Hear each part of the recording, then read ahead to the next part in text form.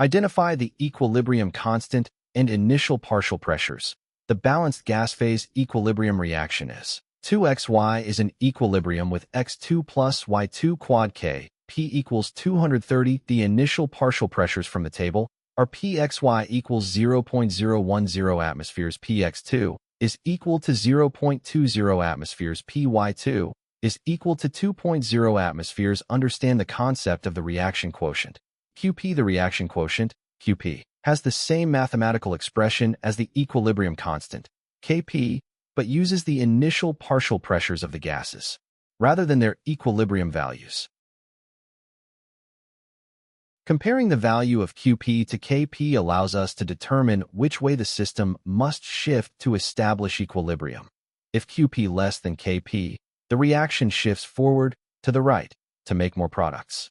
If Qp equals Kp, the system is already at equilibrium. If Qp greater than Kp, the reaction shifts in reverse to the left to make more reactants.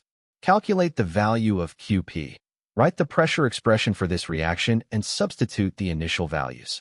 Qp equals Px2 times Py2 over Pxy to the power 2. Qp equals 0.20 atmospheres times 2.0 atmospheres over 0.010 atmospheres to the power 2. Qp equals 0.40 over 0.0001 is equal to 4,000.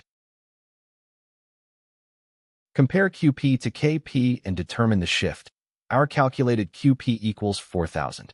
The given equilibrium constant K, P equals 230. Since Qp greater than Kp, 4,000 greater than 230, the ratio of products to reactants is currently too high. To reach equilibrium, the system must reduce the partial pressures of the products and increase the partial pressure of the reactant. Conclude the direction of the reaction. The reaction must proceed in the reverse direction to form more reactant, which directly corresponds to option B. The correct answer is option B. The reaction will form more reactant.